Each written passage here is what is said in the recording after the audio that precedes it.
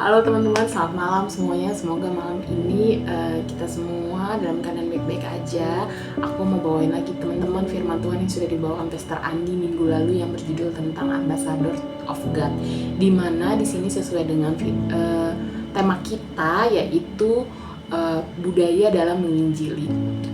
Nah, aku mau ajak teman-teman membuka Alkitab kita masing-masing di Yeremia 29 ayat 1 sampai 11, di mana di Yeremia 29 ayat 1 sampai 11 ini adalah pembuangan bangsa Israel ke Babel.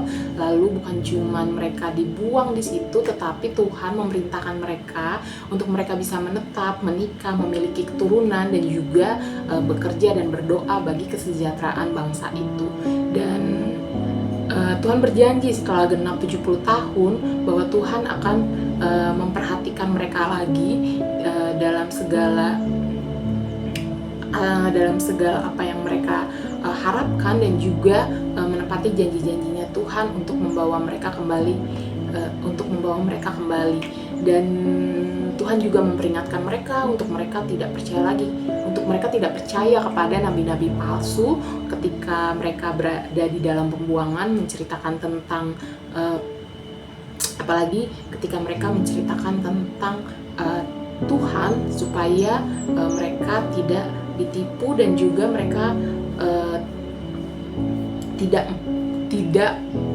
tidak memperhatikan mimpi-mimpi mereka di dalam mereka memiliki ramalan.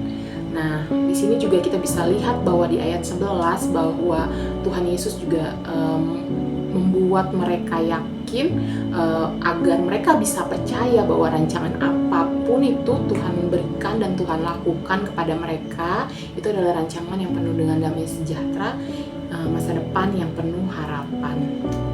Nah, lalu teman-teman, 70 tahun mereka berada di bangsa Babel pada saat itu, sama seperti kita teman-teman, kita juga di dunia ini ada batasnya, dan kita di sini juga memiliki identitas, yaitu bahwa kita adalah warga kerajaan Allah. Nah, warga kerajaan Allah di mana kita diperintahkan Tuhan untuk kita datang ke dunia ini menjadi ambasadornya Tuhan. Tuhan menciptakan kita dengan punya tujuan. Salah satu tujuannya adalah kita menjadi utusan Tuhan. Tetapi untuk bisa menjadi utusan Tuhan, kita harus bisa terkoneksi sama Tuhan, nyambung dari ujung ke ujung sama Tuhan, sehingga ketika kita menjadi utusan Tuhan, kita menyebarkan firman Tuhan atau Injil itu kepada mereka,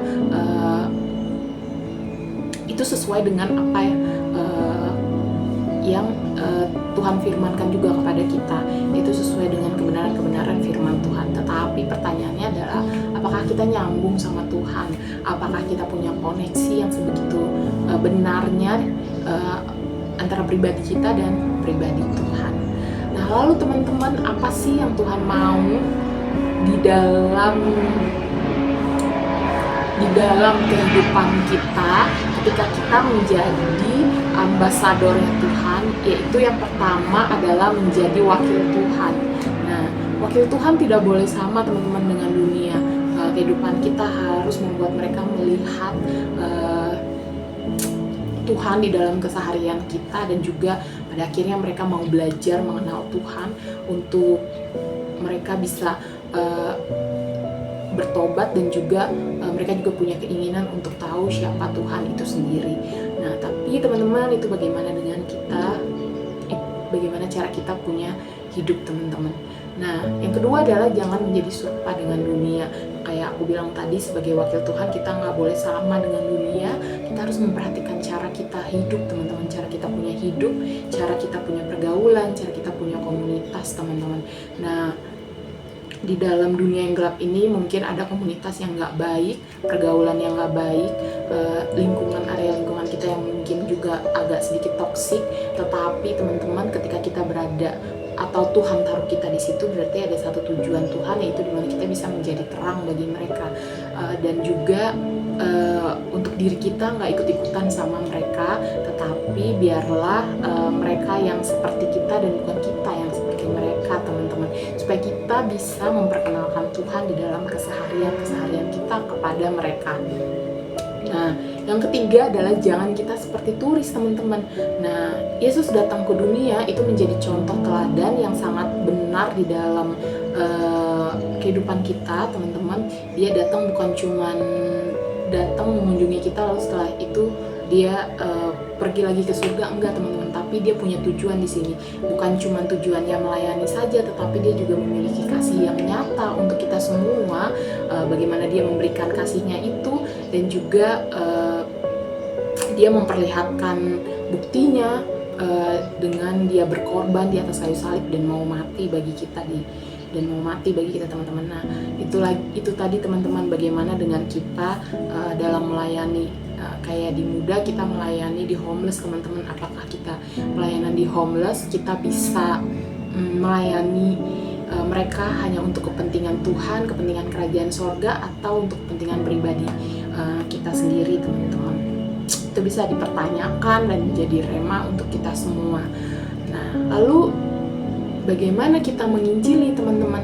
Untuk bagaimana kita menginjili, yaitu tadi kita mengikuti sama seperti Tuhan ketika Tuhan datang ke dunia ini, menjalani penginjilan dia sendiri, datang ke dunia ini.